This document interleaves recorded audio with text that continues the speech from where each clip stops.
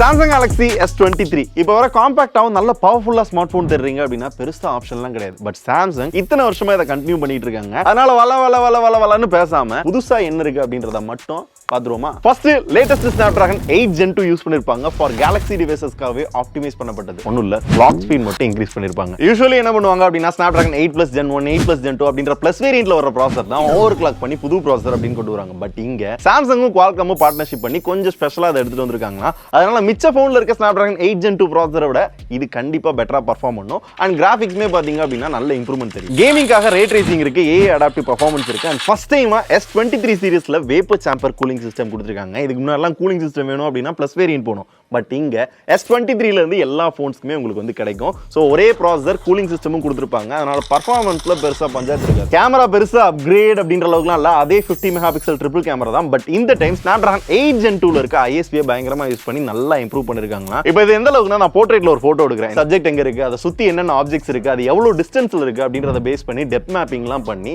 அந்த பிளர் எஃபெக்ட்டை பாத்தீங்க அப்படின்னா ரொம்ப ரியலிஸ்டிக்கா கொண்டு வருதான். ஸோ இந்த போட்டோஸ்லாம் பாக்குறப்ப உங்களுக்கு என்ன தோணுதுன்னு பாருங்க. எங்களுக்கு போர்ட்ரேட் போட்டோ ரொம்ப சாட்டிஸ்ஃபைடா இருந்தது. அதே மாதிரி 8K 30 fps ல வீடியோ ஷூட் பண்ணிக்கலாம். நல்ல ஜூம் பண்ணி பார்த்தாலும் நல்ல டீடைலிங் இருக்கு. அண்ட் 4K 60 fps ல நீங்க எடுக்கிறது அப்படினால எடுத்துக்க முடியும்.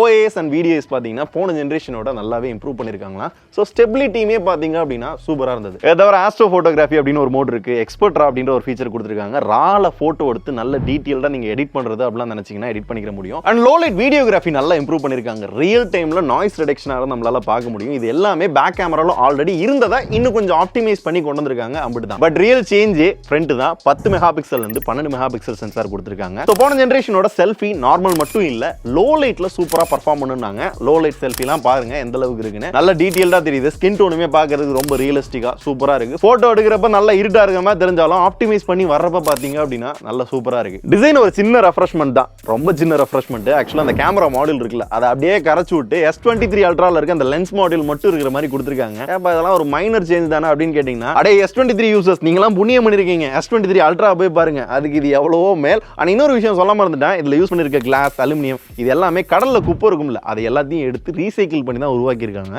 நைஸ்ல. டிஸ்ப்ளேவும் போன ஜெனரேஷன்ல இருந்து அதே சைஸ் தான். அல்ட்ராசானிக் ஃபிங்கர் பிரிண்ட் சென்சார் கொடுத்திருக்காங்க. பட் இந்த டைம் பிரைட்னஸ் 1750 நிட்ஸா வந்து இன்க்ரீஸ் பண்ணிருக்காங்க.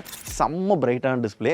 அவுட்டோர்லாம் யூஸ் பண்றீங்க, உச்சி வெயில்லாம் யூஸ் பண்றீங்க அப்படின்னா பிரைட்னஸ் பஞ்சாயத்து அப்படின்றது இருக்கவே இருக்காது. And also Corning Gorilla Glass Victus 2 கொடுத்திருக்காங்களா. எனக்கும் தூக்கி போட்டு டெஸ்ட் பண்ணணும். பயப்படாத தம்பி, கார்னிங் கோரில்லா கிளாஸ் விக்டர்ஸ் 2 இருக்குடா. எனக்கு தூக்கி போட்டு இப்படி செக் பண்ணணும்னு ஆசை இருக்குடா.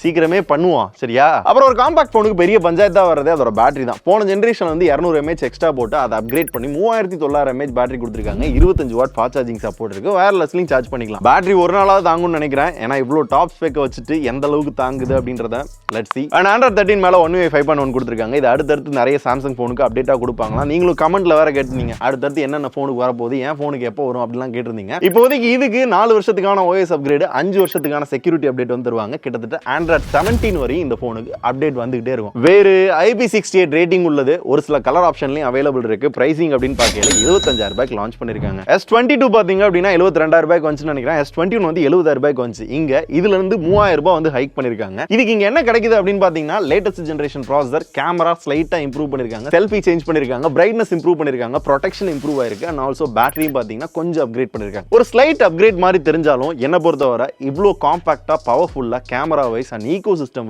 வேற எந்த போன் இருக்கு அப்படின்னு கேட்டீங்கன்னா பெருசா நம்மளுக்கு எந்த ஆப்ஷனும் கிடையாது. இப்போ எனக்கு என்ன தெரியணும் அப்படின்னா, இப்போ நீங்களா இருந்தீங்கன்னா 75000 ரூபாய் போட்டு ஒரு நல்ல காம்பாக்டா பவர்ஃபுல்லா ஈகோ சிஸ்டமோட நல்ல கேமரா வேணும், எல்லாமே பெஸ்டா வேணும்னு நினைக்கிறீங்க அப்படின்னா இந்த S23 நீங்க ப்ரிஃபர் பண்ணுவீங்களா? நீங்க வாங்க ரெடியா இருக்கீங்களா?